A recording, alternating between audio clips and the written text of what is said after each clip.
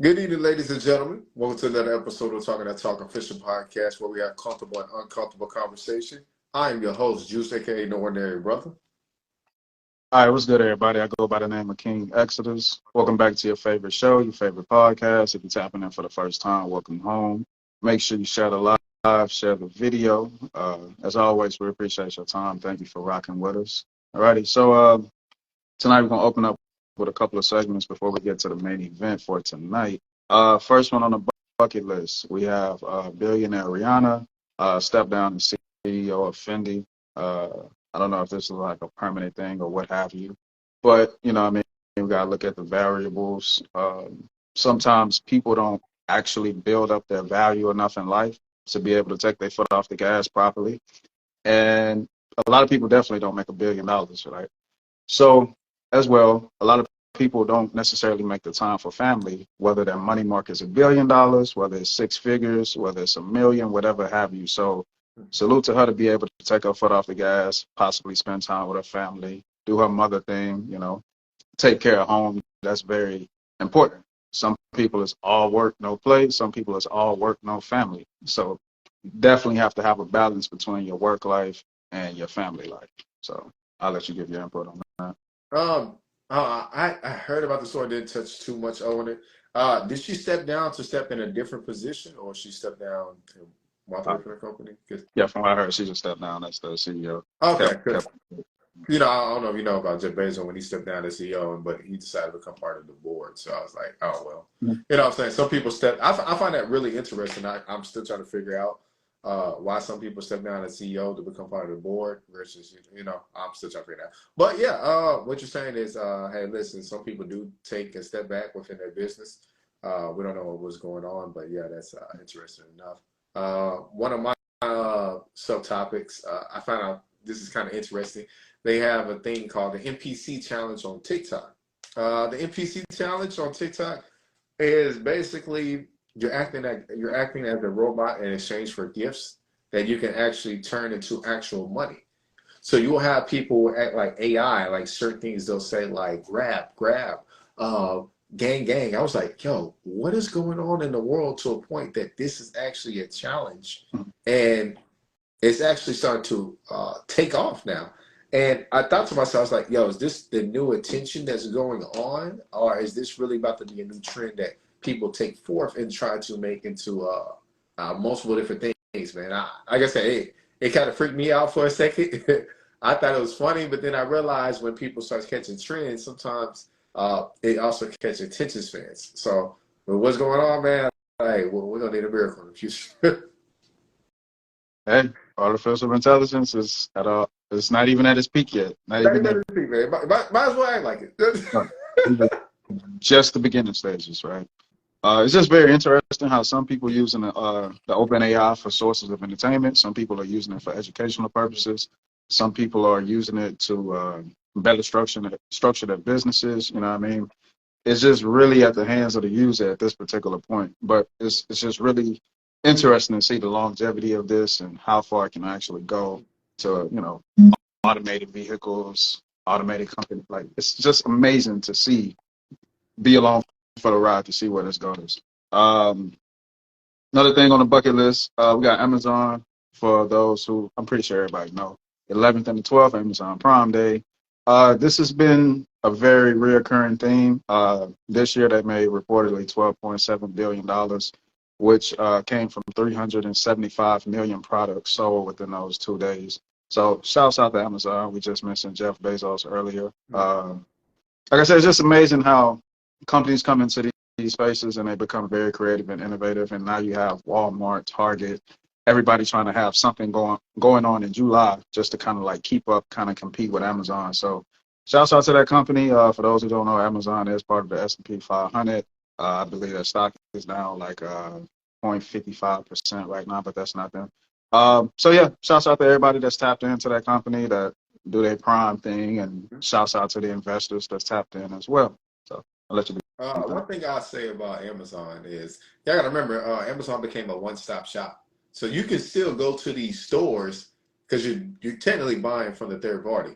But Mhm, Amazon is so easy and accessible, it makes it easy for the selectors. So mhm, hey, listen, go ahead and be a Titan all day. That's how I look at it. And also, you're speaking about technology. The FDA actually approved of the first flying car.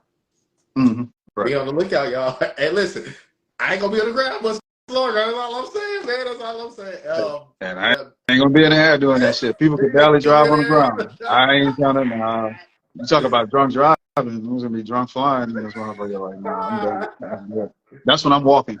Hey, listen. The interesting part, they said these cars are going to stop anywhere between 200 and 300,000. I said, price of a starter house, for some people, a house. I was like, but that's not really too bad. I'm thinking they gonna start off at $1 million, man. They said 200 to 300,000. Let the wealthy people crash first, right? It's the guinea pig game, man. We start away from the top, work our way to the bottom, right? That's right, man. That's right, man. All right. One more thing we have segment. Faith Evans and Stevie J reportedly, she got to pay bruh somewhere close to $1 million a month. I'm not sure if those numbers are accurate, but there's alimony, right? Then you have Mary J, who previously was talking with Earn Your Leisure not that long ago, and she had to pay her husband, I believe, what was it, 30 racks a month, if I'm not mistaken. So it's very interesting how sometimes divorces work out. Sometimes it's not always the man that ends up paying. Majority of cases, it's most likely the man. Majority of cases. Majority. Let's right. not do that. So we do have cases, where women got to pay as well. And this is very interesting that I don't think that any of those women are elated, right, with the system when it comes down to that particular point of it. This is like child support. We have single fathers just like you have single mothers. You have some fathers that receive child support. Like, these things do occur. But when you try to base it on a sex level, right, or sex or gender level, it becomes pretty biased. So it's just amazing that we have a system in play. Sometimes it don't always work the way we think it should work. So we have women sometimes paying out alimony. So I would ask you, how do you feel about these situations? And I think it's a female singer, Kelly Clark, somebody, white country female singer. I think she's coming off like a male or something like that. All right, so City Boys, divorcee man, we up one, baby. You got it. Hey, the main thing though is you gotta get married. Remember, you gotta get married. You gotta get married, man. How do I feel about the situation? Honestly, look, I'm gonna be honest. Like, listen, hey, equality, fair game. Hey, everybody put in. One thing that's interesting about some of the situations that they're in is when people like to talk about what men should do, what men can't do. Like, Mary J. Blige was like sending shots at her ex-husband all the time. Like, as a real man, you shouldn't be getting no alimony or no time. Like, what? I was like, hey, listen, it's all fair game in that courtroom, baby. Like, listen, I know he messed up. I know he the one that cheated, but listen, it is what it is. It's game time when it comes to those situations. But like I said, hey, listen, if you was able to win, he was able to win. I remember when Kevin Federline was dating Britney Spears. She's like, dog, she's at her peak and she's dating a backup dancer. So, listen, the hard one was the hard one. You want somebody like that? Hey, make it happen. You know what I'm saying? It's a lot of examples like that. But like I said, I have nothing against it. Listen, if a man's getting his money from his ex-spouse, hey, so be it. It's up to him if he wants to say no or he needs to support or et cetera, right? All right. Hey. When the system is in place, sometimes it cuts left, sometimes it cut right. Man, is that Chili Cold, man? Chili Cold in the building, man. I ain't seen Chili Cold in a while, man. All righty. So we can get to the main event for tonight. I'll let you introduce the topic. All right, y'all. So tonight's topic is called the community dad. As you can tell, I actually wanted to get into character, so I dressed up like sometimes you see somebody in the community like our father would dress. This doesn't came about because me and X, I said, y'all missed some of the best conversations when we not going live. I'm not going to lie to y'all. This conversation came about because we started discussing community activism in different ways that Black men have been involved in the community. We was giving examples such as, it was like, hey, I was talking about Kevin Samuels. He gave Dr. Umar Johnson. I was like, Tariq Nasheed. He would say other different people. I forgot. Dr. Phil Valentine. I was like, listen, they used to call Bill Cosby the father of America at one point. I forgot it was the father of America. I forget it was the father of America. And a lot of these people played big roles within the communities on how to be a better man. And when Umar Johnson was on the base, like, hey, we need to start getting active within our communities and rebuilding this stuff. I'm like, listen, there are situations that are going on right now that are not getting the main attention, but at the same time, these men are still involved. I can't remember the exact school name, but they actually asked for extra like fathers to come in. I forgot, it was like I feel like 100 something black fathers showed up, and all these kids didn't have fathers, but it was a community getting involved, making sure the kids each had an adult to help, what was going on in the situation, whether they need more assistance or more men to be present within these kids, just that, so people be more attentive to it. So community dad, we're going to be talking about, like I said, different talking points, like all these, even though these men had different talking points, different references, different ways that it was going to impact the community, it was still effective no matter what. So that's topic of discussion. Alrighty. For me, the conversation kind of started from my response to Dr. Umar's recent interview with the Wrap Up crew, where it was a lot of energy was directed towards black men in general as a collective, not just as individual efforts to uplift, restructure, rebuild the black community, black race, so on and so forth. And we do need these types of conversations. The community dad it's just like a catalyst to have a bigger conversation. So one of the things that I noticed is that we don't have, like, if you think about like civil rights era, when everybody, quote unquote, was tapped into the struggle, you had all these different groups of black leaderships, whether it was Christian groups, Muslim groups, just straight up black power groups, you know what I'm saying? You had all these different types of things implemented. You have movements like the Pan-Africanist movement, started by Marcus Garvey, where he had his own import-export, same thing with Elijah Muhammad and the Nation of Islam, on farms, on markets, schools, institutions, right?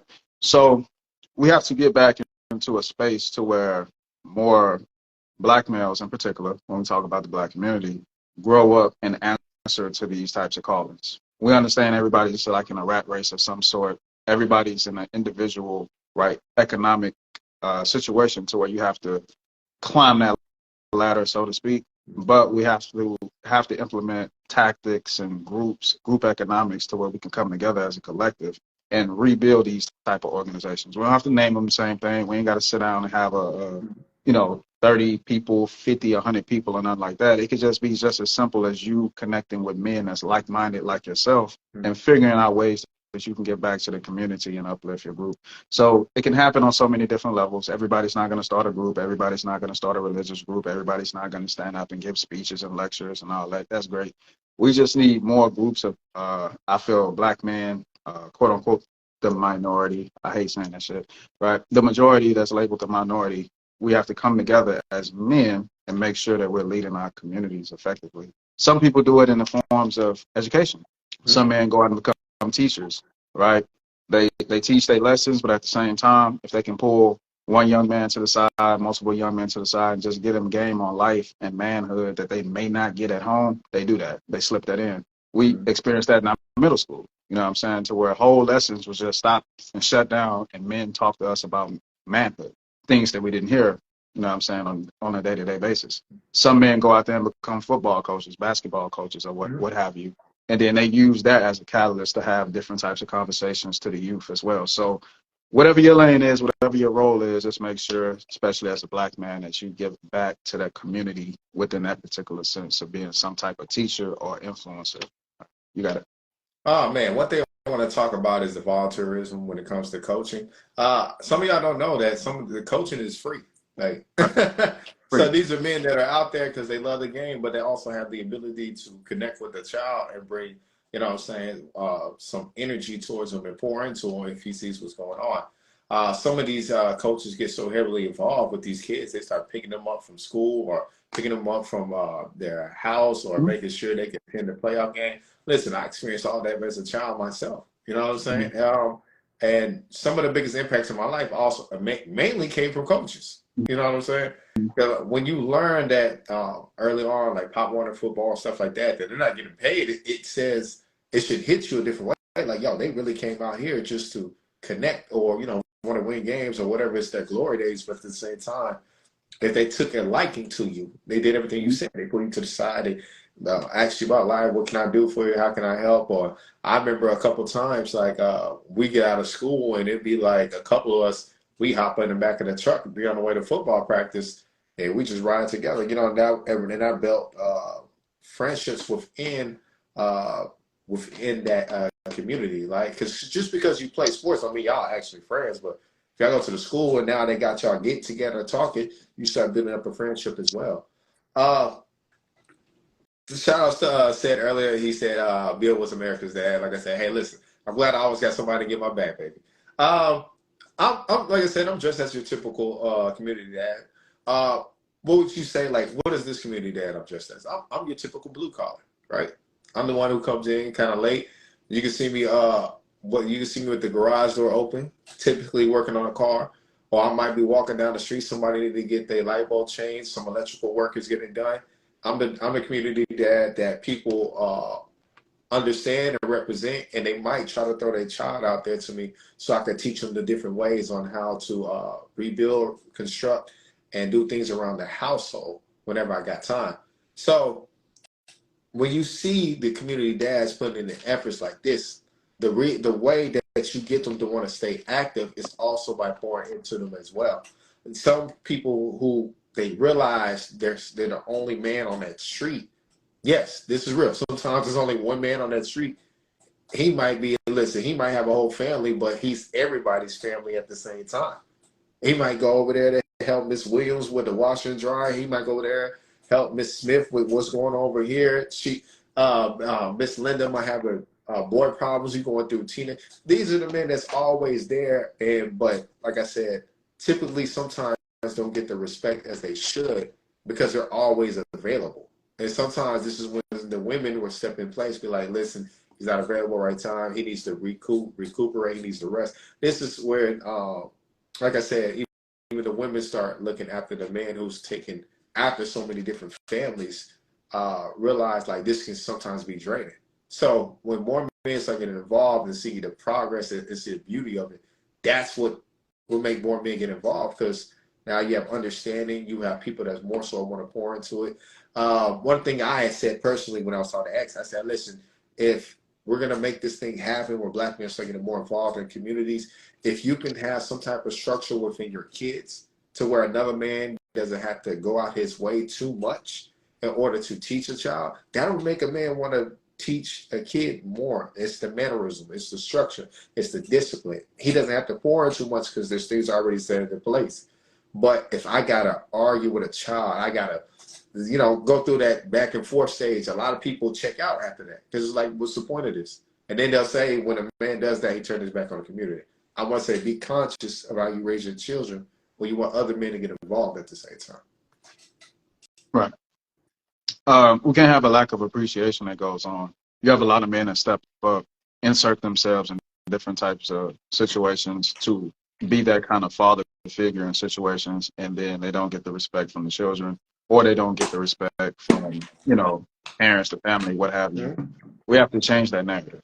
You know what I mean? But being a man that grew up in that same community, I understand the lack of that type of connection with that masculine energy as well, because majority of the masculine energy is on some negative shit. So you become preconditioned to see masculinity within that particular fashion. We have more OGs, so to speak, in these communities than we have actual men that's living their life as men and letting that be the image of the men within that community. So there's a sense of empathy that I can employ as well. Sometimes when it's a foreign energy, there's always going to be some type of pushback. And it's sad to say, but for us that's in our 30s, that's stepping into these roles, asserting ourselves, we get a lot of the pushback, that sometimes has nothing to do with us. A lot of times when black men step into these types of positions, it'll be our own black people that look for us to fail more than we get it right. Just because it's a foreign energy. So we have to be able to have a balance between that masculine and feminine energy. And men have to have conversations about power and control, leadership. without this whole, like I just mentioned, the balance between the feminine and masculine. But when it's like more so men on some shit, like we have to have these types of conversations without all the time mentioning the feminine, because sometimes that can be like a biased reaction that people have, because it's, some people always see it as a battle and they don't see the balance. So that masculine presence has been missing for so long in a lot of our communities, right? In a positive view. So we have to double down on that 10 times harder. We already know that, you know what I'm saying, the mothers are there and the grandmothers are there and the aunties are there. We know that shit. So when men do step into these types of positions, a lot of times we just need the women to step to the side. You know what I'm saying? Like, so to speak. You know what I'm saying? Fall back, you know, let men reestablish those imageries. I like it when you go to like the Nation of Islam, to where they separate the men from the women. I have my own opinions about it. I agree with it. Maybe it's because men teach men, women teach women. Maybe because there's no distractions. You know what I'm saying? I don't know, but that's a very tactical way to build your community. Is sometimes, look, the men just have to be separate from the women. And men need that interaction, especially with these boys in the community, because our methods are not always going to be as empathetic or nurturing. Sometimes, you know what I'm saying, some people need a kick in the ass. And that brings that, I like to compare Umar, Kevin Samuels. To me, they cut from the same cloth. They just operate in different factions. You know what I'm saying? You hear Kevin Samuels sometimes he didn't even see himself possibly being that community dad in a particular space that he actually was, right? He probably thought he was talking to just blue collar, white collar people. Probably didn't even know he was reaching people in the hood.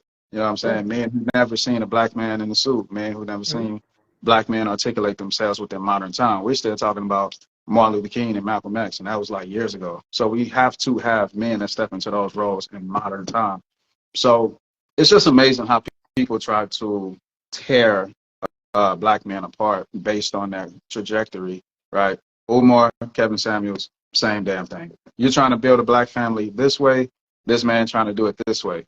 At some point, you have to realize you need both energies, right, to coexist in order to fix the problems. Because I like to compare it like to a map. If I go north, somebody else goes south, somebody go east, somebody go west, we're attacking from all four angles. I don't necessarily have to learn how to, you know what I'm saying, attack from all four angles per se. You know what I'm saying? I might be good at 2 out of the 4, 3 out of the 4, whatever have you. We need different people in different roles in order to complete the mission.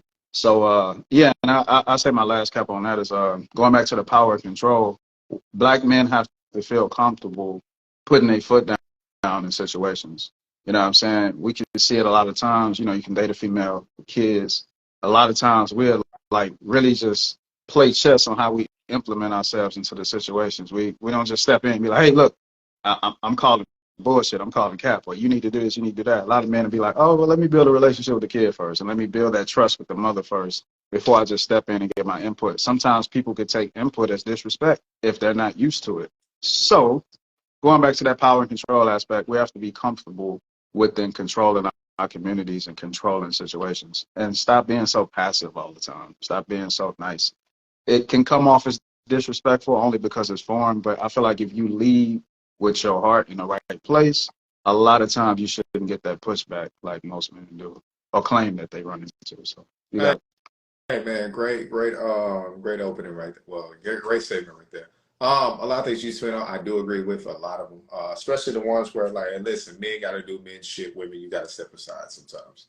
One of the things I used to notice, for instance, let's say a child cries, right? A child look at his mother, immediately want to walk towards his mother because the mother's gonna, oh man, it's okay. When a father sees his child's cry, sometimes he'll look just more so to observe, but sometimes when that eye contact happens, a child might just stop immediately. It's not even no type of communication. It's just like, you're okay. I remember the different ways of a person saying you're okay from a man's standpoint to a woman's standpoint. Sometimes different energies are tapping in that child at the same time. So if we're going to toughen up a child, then we need to sometimes we need to let that man talk to that child in certain ways, right? I talked about like before, I used to cry a lot. You know what I'm saying? And I'd be like, listen, we can win the whole baseball game, basketball game, football game, but I'll still cry in certain moments. Didn't know why. But I was just like I said, I was so used to being with my mom to where certain situations would happen. I remember a guy when my mom was talking to at the time used to be like, "Yo, stay back," because if he makes eye contact with you, he might start crying. You know what I'm saying? But if you're not around, he's gonna suck it up. He's gonna have to just move forward. So that's what I'm saying. Even y'all's energy and presence can, you know what I'm saying? What's the word I want to say? Can make a person, I want to say, pretty much go into their emotions, revert into their emotions when they can move past it. Somebody asked us one time when we was on live, be like, "Yo, if you see your child get hurt, what was the first thing you do?" I said, "I walk toward my child, and I would ask, hey, listen, are you okay? Is everything good? Are you hurt? Do you feel like you need to be pulled back?" And once I get confirmation of that, then I'll say, "Okay, just go ahead and proceed forward."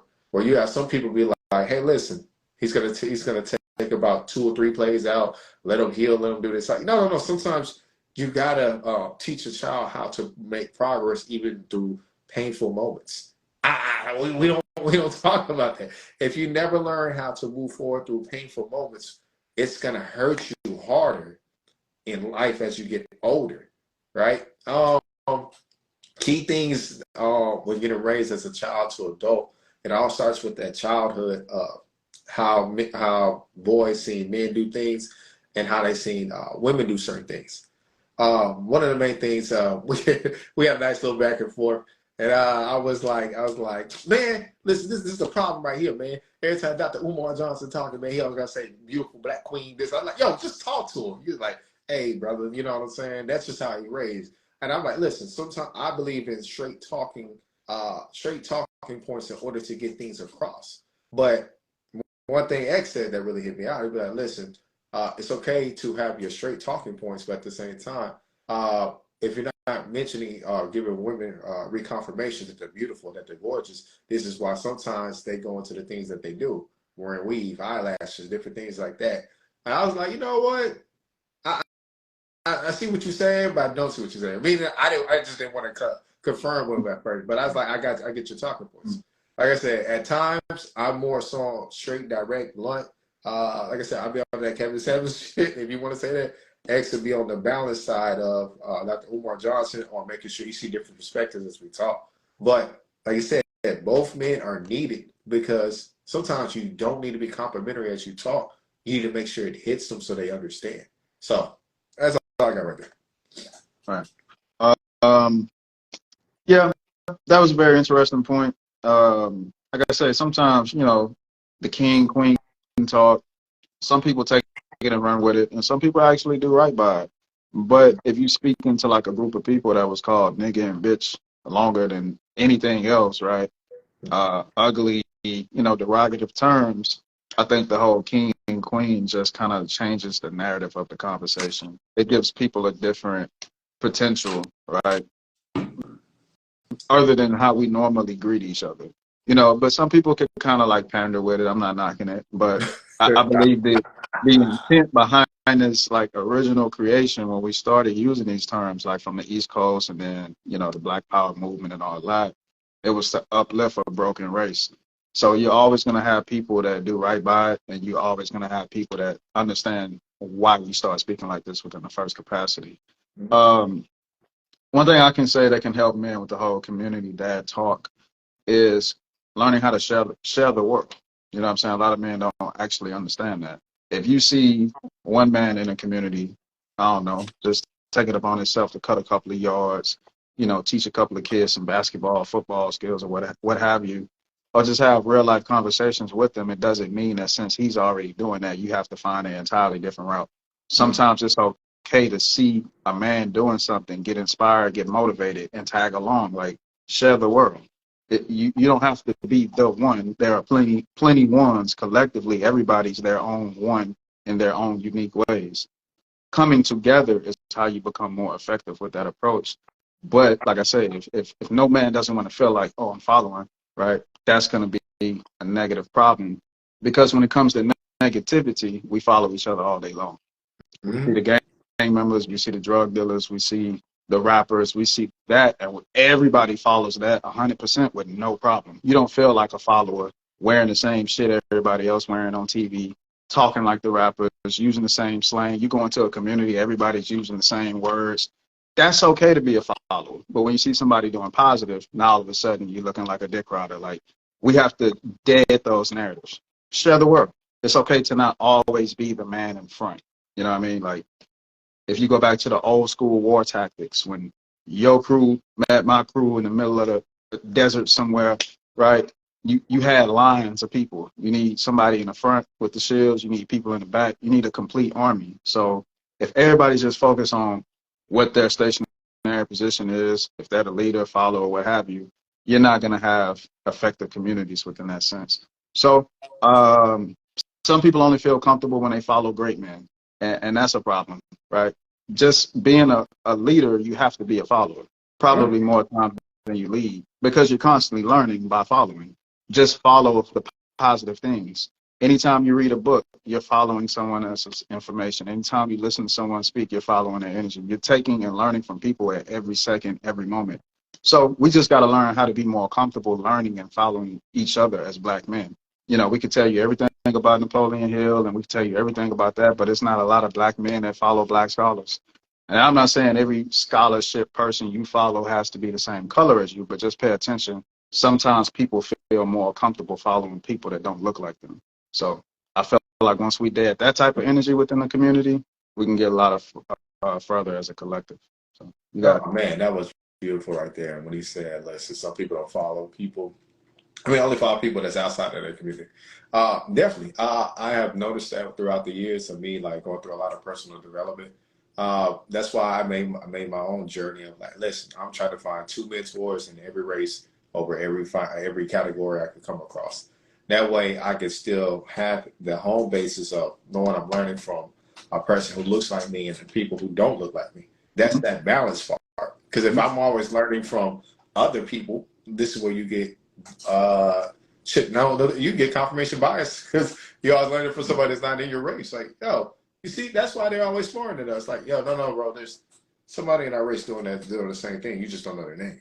Hey, oh, Mhm. shit, look at what they're doing. Yeah, they're doing it too. You just don't know their name. That's what I'm saying. Like, it's that's why sometimes when people speak, they speak out of a lot of ignorance because they just don't know.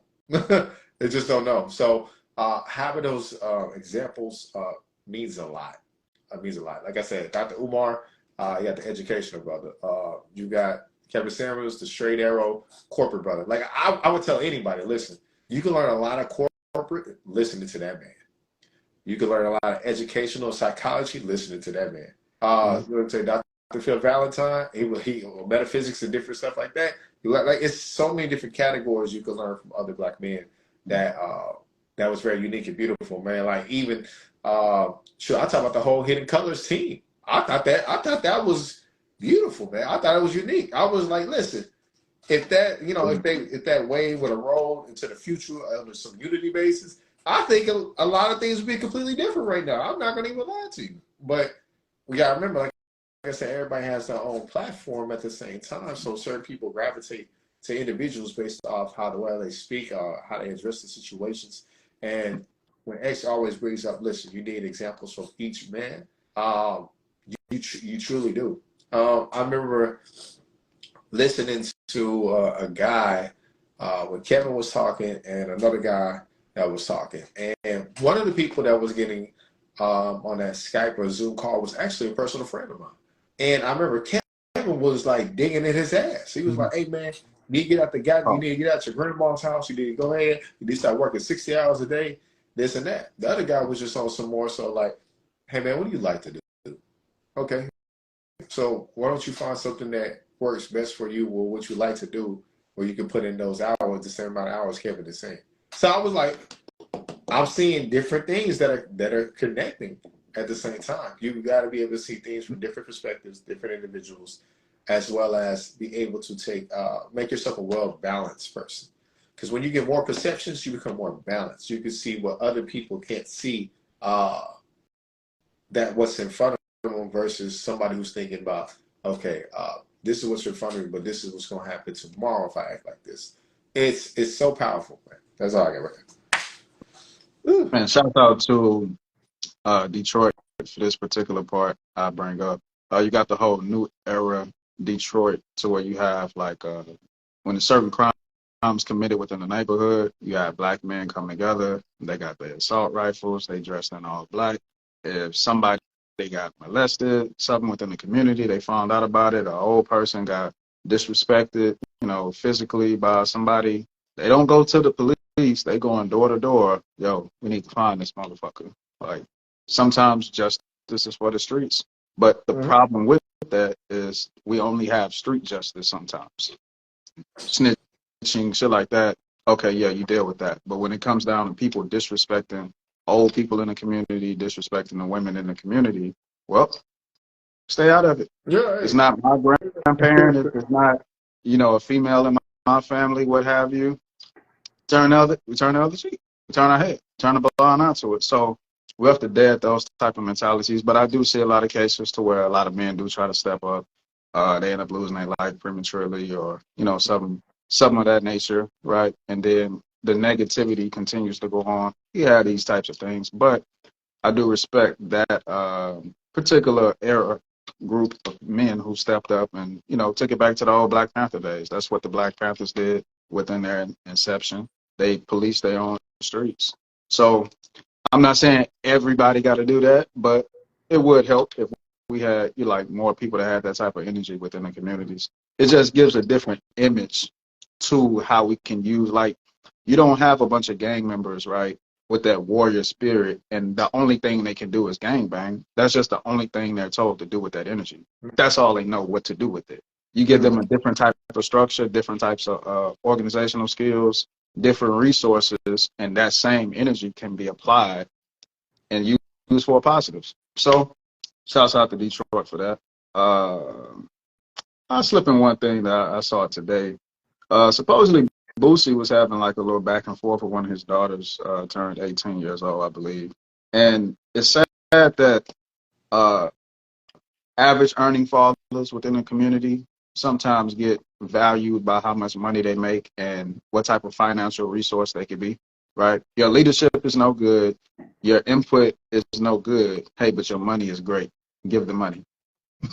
So then you have men who actually have money in the community, and they still get held to that same system of being devalued or valued only by the money. And then so it's just sad to see when you have a lot of these fathers that are present, that are there, that break the financial bounds of being poor and in poverty, and they still don't get the respect from their kids biologically, non-biologically. You have stepdads that's the greatest thing on the planet, still don't get the respect.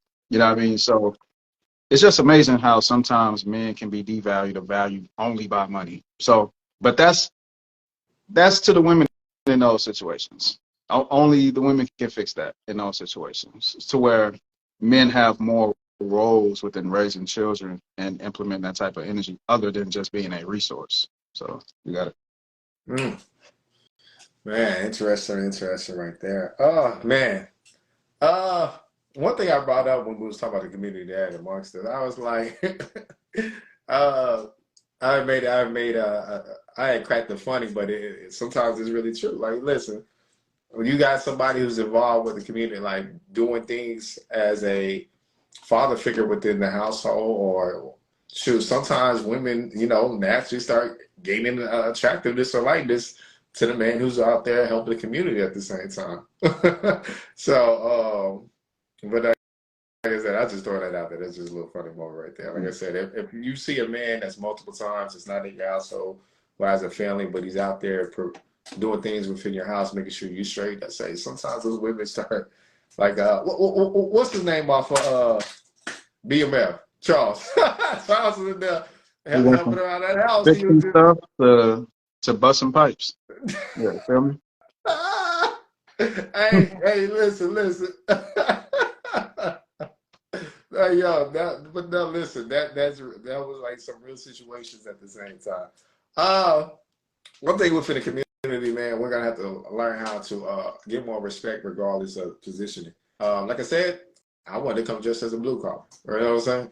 Blue collar men really be out there doing everything. That's why I said the ones who go out there, construct the community, make the conversations, teaching people about tools, all that stuff. They really have a lot of influence. I mean, they have minimal influence versus the ones who are in the AC with the nice suits on, doing, you know, they might not Mhm. even be doing anything, but as long as he dressed like he doing something, that's all that matters. uh, like I said, the appreciation value of both men should be equal. You shouldn't try to belittle somebody because one's a mechanic or one drives a bus, one does the 18 wheeling, one is a stock worker. I'm like, listen, everybody plays a contributing factor within that community, right? If you ever hear kids talk about it, they be like, listen, I wanted to be a police officer because Mr. Johnson used to come home in his cop car sometimes. Like, these are the small things that had always played into effect of a child. Or Timmy might be like, listen, Mr. Thomas over there always had a nice suit. I asked him what he do one day. He said, he's VP of JP Morgan, so I wanted to learn about business.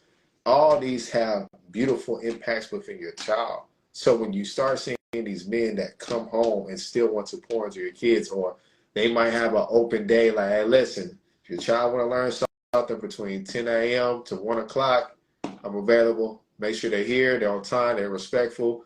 I'll take care of it from there.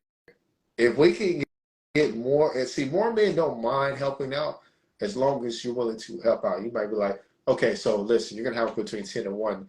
Do I need to bring lunch for everybody? Like, it's the smallest shit you do that will keep a man wanting to pour it back into it. Mhm. But see, y'all want like the free volunteerism. Oh, you just gotta do it for the community. You're supposed to, like, listen, bro. It's what you do that'll make a person still want to work for free. Mhm. So I just want y'all to be very conscious of that. Like I said, on the white collar and blue collar level, give all men the respect. Um, as I said, we had Wallop Academy. We had a young brother that was getting into ministry. Was also teaching us about etiquette. I'll Mhm. never forget it. He was teaching about etiquette. Mhm. Now, in the school me and X went to, it was an all boys preparatory, and I want to say at least majority of us was in single parent households. But at the same time, we also had men that was part of the school and outside of the school wanting to pour into the kids. And I realized, okay, yo, either he loves doing it or he wants to give back to the community or he wants to be able to have an impact on the child. I can't remember his name, but yeah, man would come in and like, all right, fellas, watch on your opposite hand, do this. Like, I learned a lot of that when I was younger, but it was just like he wanted to make sure that the next step of your junior high or middle school, then junior high, you already was prepared for it. Hey, white shirts only underneath these shirts. Do you tuck in your pants like this if you want to unfold them? Like, I was like, yo, okay, cool. But see, he also made learning fun, and he got our attention at the same time. So, just a little piece right there. All right, all right.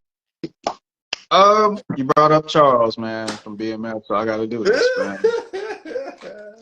Fellas, if you're gonna have that community, that energy, you're gonna be like an influencer, a teacher, what have you. I ain't saying you gotta be perfect, but you gotta have some dick control.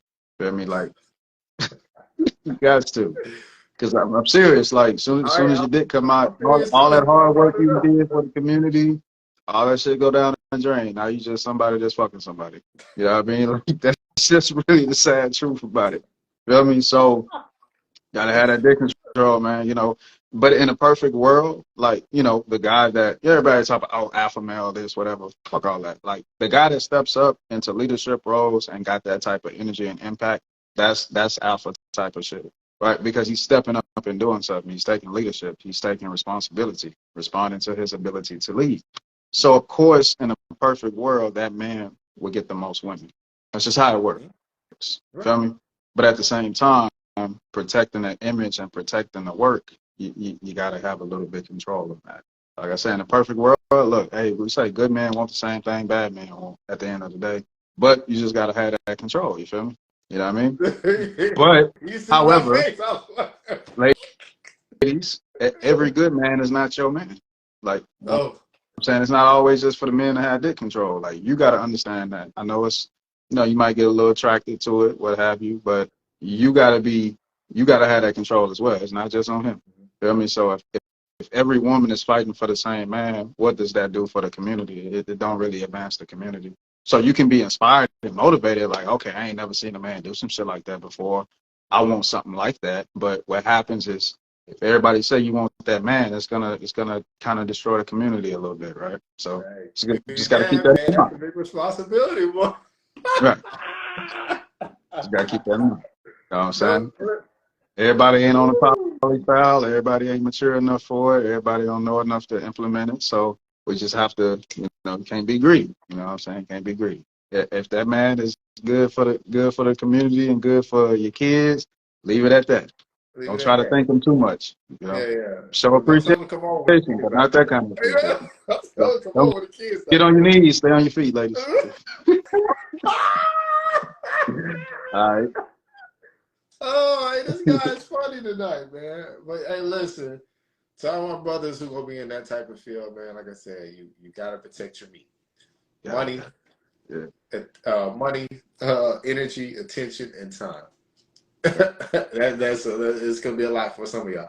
But like I said, we got pros and cons when it comes to that Mhm. community type stuff. 'Cause like Mhm. I said, it be for the community, all right. You need that. Went from a good person to like, hey, listen. But one thing you had said, I'm gonna speak on just a little brief about it. Is when you mentioned alphas, listen, there's alphas and sigmas in every community. Sigma men's are just mainly the men's that be by themselves all the time, right? Nothing wrong with them. They just prefer to be by themselves. So he could be the one who can get the most access, but let's be honest, it'd be the men who are tied down to a family because now you're thinking, oh, he's a family man. Mhm. So women start pursuing the man that actually has a family. That's the thing. Like, whew, how you want to say this, bro? Like, but like this, if you have a desire of something that somebody else already has, and that person's committed already to it, sometimes they want to say, it. Like they said, married men are the most cheaters. Shit, listen, single women be trying to take married men too. We don't. You ready to fire You up? preaching, man. You preaching. You Hey, preaching. listen. You say men cheat, but who they cheating with? Like, you know what I'm saying? Like that they ain't cheating by themselves. You feel me? Yeah, Let's not pretend like, the most attractive man sometimes is the man that that's not on the market. That's the most attractive. So when this family is split and the community gets destroyed, oh, the man did it. No, no, no, no, no, no, no, no, no. That man probably got 10 times more females on his back, dragging them on his ankles and everything. Now that he's in the family or in a relationship, when he was single, with nobody in his face. So that's just how it works. Like Chris Rock said, a man will sleep with your wife, a woman will take your husband. Big difference. Woo! All right, man. All right, man. Come on, church What else tonight. we want to go with this, man? One thing I seen on social media, Dwight Howard, ex NBA player, was training his son like in a workout routine, and he was getting Oh yeah. criticized in comments. He's being too rough. He's gonna kill him.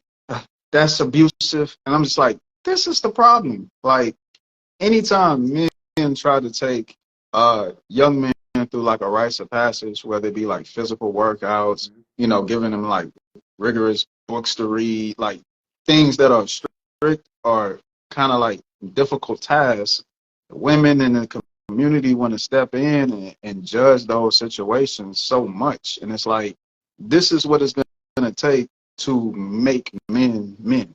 Only a man know how to make a man. So sometimes people just got to step aside. And it's not always women that's giving a critique on these situations. You have a lot of soft men that was raised by women who didn't get that type of man-to-man structure. So even to them, it's something foreign, it's abusive, it's whatever. Oh, Like, there it is, right we got there. to go back to this whole rites of passage thing, right? Uh, Young men should have some type of physical combat training, some type of weapons training. Uh, they should really be reading books that's at an adult level while they're young. That's the way they grow and develop their mind, right? We can't keep living in a world where we say, oh, girls mature faster than boys, and that's just what it is. You think that happens biologically? Look at what society does. Boys are being forced to learn at the same way women learn, right? Sitting down at a desk, reading. Like, most boys learn hands-on activity. Right. They may have to stand up, go outside and learn. Who knows? But you're forcing them to learn within the same capacity as little girls, but then you're saying girls are outpacing them. because no one's teaching the boys how to be men at the effective rate that they actually need that type of attention. You see more female teachers, right, in the school system than you see male teachers. All that shit is set up by design sometimes.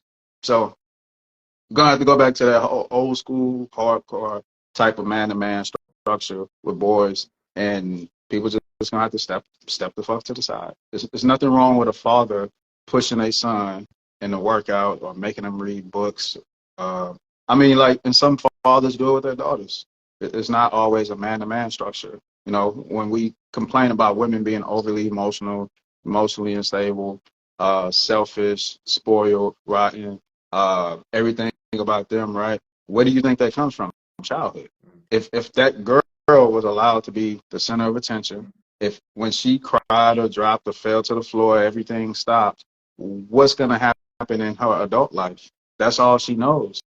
If you don't teach a boy or a girl accountability, responsibility at an early age, when are they supposed to learn? So a lot of us want to complain about the dating world, but you play a role in how the dating world turns out by raising these kids. So you got it. Oh man. Last one on my end is listen, daddy issues.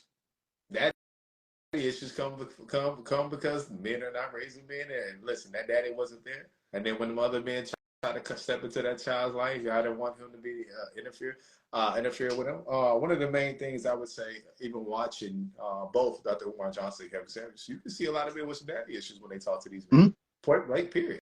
Like Kevin, bro, you seen men in their 20s, 30s, 40s talking to this man, and you're like, bro, you got daddy issues. Like, you can tell. Like, listen, one thing that show exposed was not just, like I said, I watch most of these men's content. That was things that really gravitates me.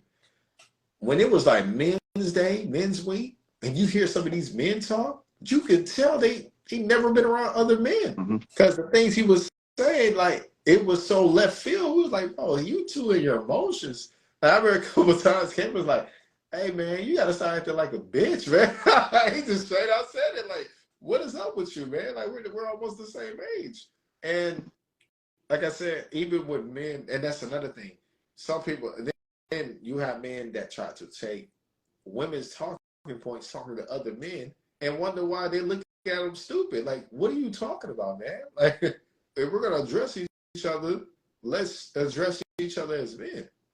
Some of the times I remember I said, like, listen, when it comes to situations that are escalating for me, it's like either we can talk about it, we can walk away from it, or we can go into combat. Like, that's really just pretty much it. But when I listen to a lot of these men, like, whether they argue with Omar, Kevin, Tariq Nasheed, shoot, it's more people I can remember. Mike Rashid, that's sure. Mike Rashid, 19 keys. I can see certain things where, yo, they haven't been around men that much, bro. Because they think they're extreme, but I'm thinking that to me, that's normal now. And one thing that we had to go through with some of us who was raised by single mothers is like the constant running through a brick. It's meaning like, yo, we get hit with something so hard, then we gotta realize, okay, that's there. Let me go around it or figure out a way to go through it. So sometimes men start adapting themselves towards men they feel are men, but also can be very disruptive and negative. Right? That's why gang culture. He said gang culture is hot. You're gonna like whatever you feel like that you can build yourself from. You're gonna naturally go towards it. Like, cool. Strength in numbers. They got numbers. You got people who don't never become part of games. They make clicks. They go towards that. It's so much on this other, especially with daddy issues. When talking to men, like I feel like that's gonna be a whole episode right there. So, but I did want to bring that up is if you're gonna have community dads getting involved, understand even when those men talk to your child, they're gonna cry because they're talking to an inner child in them. Like it's ways another man can talk to me. I be feeling like I'm about to cry all the time, but I realize why it's there because there's parts of you that never got acknowledged, validated, or tended to or mended to at a younger age. So when you see a man crying with each other, I'm telling you, he's talking to the child with him. So yeah, that's all I Uh, got. all right, one of my last points I bring up, kind of doubling down on something I mentioned earlier. One thing I've noticed is biological fathers, quote unquote community dads, they run into these brick walls, right? Sometimes called mothers, who constantly remind the children and the men involved that that's their kid. Like when you take ownership over a child, and then when that community father or biological father does try to implement themselves 100%, children start to see the dominance, right, within a particular parent or within a particular person, and they start to associate that with power and authority. So a lot of kids are raised like, hey, shit, as long as my mama know what I'm doing, or you know what I mean, nothing else matters. That's a flaw within the communities as to why you don't have as many quote unquote community dads or men reaching out, is because there's going to have to be a balance of the power structure. Kids are always looking for who's the most dominant person, and that's who they get the most respect to. So in order for these type of men to exist, once again, women have to fall back. If that man is being responsible and he has all the good intentions within his heart to step into those positions, you have to fall back. So that's a lot of times we don't have those types of conversations. There's a lot of men who would actually be more effective, but they keep hitting those brick walls. Yeah, I mean, so I mean, like, so even for the fathers that ain't shit, you still can't tell somebody that's not their kid and that's your kid. Like, I hate when I hear people say that's my kid. No, that's y'all's kid. Even though somebody ain't doing what they supposed to do, they still had a role in that kid being created. So Mm-hmm. we just got to have those type of conversations as well. I feel like if it was less of a battle, right, we would have more quote unquote community dads. So if a man is fighting the system, fighting the children, fighting the women, eventually he'll just say fuck it and fall back. Right. You have to think about Rich Dad Poor Dad. He never once wrote that book and said the rich dad got pushed back and they kept trying to take him from his house and kept reminding the rich dad that this is their kid. No, he had free range to give his knowledge and information to Robert Kiyosaki, and that's Mm-hmm. how he wrote the book. So just sometimes you got to fall back. I think like when you come from a community of people that have power issues and they never own anything, they don't know what true authority and empathy and leadership is. We think it's literally ownership over children, but it's just how ironic is that women in a community can say, hey, that's my kid, I run this, I control this, but then that kid still grows up within that community, becomes a product of the environment, and then he's representing the community by way of a color, a street. You know what I'm saying? So they're actually a product of the community, not just a product of you. So you have to understand that as a parent. So you got it. No, that was my last talking about the was the daddy issues. And I'll also say this, listen, the more you stop a man from being a man, understand that also reflects that child's relationship with women in the future. I remember it's been times where I'm doing something and I literally gotta yell at somebody like, yo, fall the fuck back. I shouldn't have to even use that type of language. But see, ooh, there's so much. Listen, it's crazy that using certain tonality and language only affects certain people to then fall back than it is for them to be at a what's the word I want to say? At a normal temperature and just have a regular communication. Well, listen, foul language connects to some people more than you just being fucking proper. I never understood that shit. Listen, I just got it's that simple, right? Why do I have to use profanity to make you understand? But I'm saying the same thing without using profanity, but it more or less connects with you. Why? Because if your parents had to use profanity at you to make you listen, it connects with you as you got older. Now I gotta use the same type of language to make you fucking fall back. Right. Right. But I'm done, man. I'm done. Like I said, we got a great episode, man. Yeah. So many men are trained to talk soft and dress everything up nice that now we got a community of weak men, like a whole like country of weak men. Anytime somebody takes like free speech and actually says whatever Andrew, what's the guy name? Andrew Tate, Okay. like Yeah. all these different types of men, if they just say anything that's unnormal right? It's not what people are used to hearing, and it's kind of like quote unquote masculine. It's not dressed up nice. No one knows how to respond to it. Right. So that's what we're doing right now in our entire culture, not just black community or nothing like that. We're making it to where men really can't exercise free speech. We only know charisma. We only know passive tactics and masculinity. That's the only side of it that we know. We only know the man in the marriage or the grandpa in the family that, take care of everybody no matter what. You never hear him raise his voice. You know, wifey tripping, he go to his man cave. You know what I'm saying? Like, we begin to see men in these kind of like recessive roles, and we start to think, okay, yeah, that's how you keep a family. That's how you keep this. You just be quiet and, let everybody else win. And so when you see men, it's like, no, fuck that. Order, structure, discipline. I'm going to say what I got to say, blah, blah, blah. We kind of equate that to him being feminine. That's just what I've seen. Hey man, hey listen, hey, right on the money, baby. Listen, it's in our favorite TV shows, our favorite movies, all that. Like, yo, what is this? You can. That's what they said. Like, TV programming is definitely programming because you're seeing it more and more. Like, one thing that hit me in the head as you was talking, I was thinking of the Proud family. Yeah, Oscar Proud and his wife Judy. I was like, the way that role was, I was like, yeah, that really happened. I had to, like I said, you reflect on childhood things. And it's like, you gotta remember when, as a child, as you're going through certain stages, when you're getting told to put your foot down, you really don't know how to do it. You really don't know how to do it.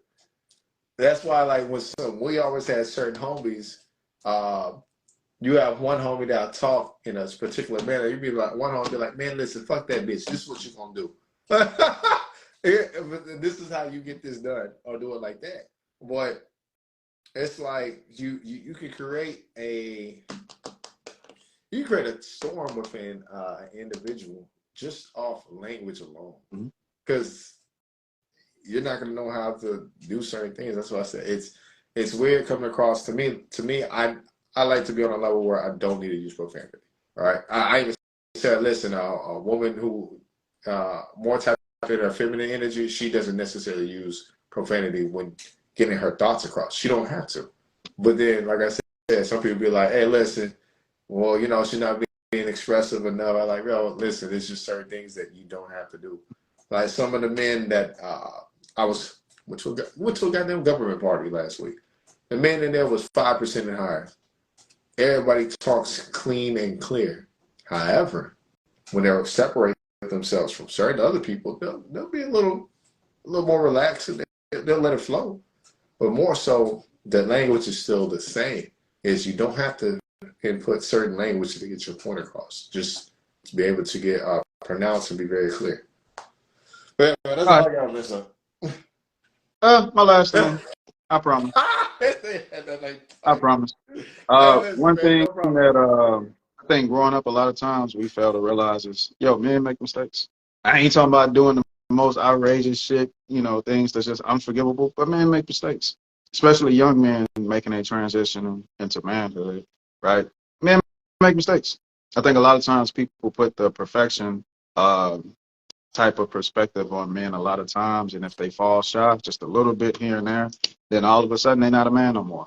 So we have to remember these are the types of things that prevents men from being like quote unquote community dads or leaders, what have you. It's because the pressure and the scrutiny is 10 times heavier. But what do we always say? Heavy is the head that wear the crown. But that don't mean everybody get to throw rocks at the crown, right? So sometimes you just got to respect your leadership. You know what I'm saying? Everybody should have an opportunity to reinvent themselves, correct their flaws, move forward, progress. You can't be reminding these dads what they did 10 years ago and 20, 30 years ago and all that types of shit. Like, let that shit go, move forward, let these men make their mistakes. That's part of their progression and journey. We can't be like, yeah, Martin Luther King was great. Yeah, but he cheated, though. Like, we got to, like, stop having that kind of energy. Because that becomes a real current theme to where we gotta, if a man is great, we have to find some kind of way to tear him down and make sure that we know he believes like us too. Right. That's insecurity. So I'm done, man. I'm done. We can close that. Yeah, I'm done. Yeah. I don't be on here lying, man. I don't be on here lying. I tell the truth, man. Hey man, so appreciate y'all for Oh, tapping in. Talking that Talk Official podcast. Make sure you tap into that TikTok, Talking that Talk blue Official. collar Up top, dad right here, man. Blue collar yeah, dad. up top we got no ordinary brother. I go by the name of King Exodus. Make sure you tap into that YouTube link in our bios, and we out. All right, y'all.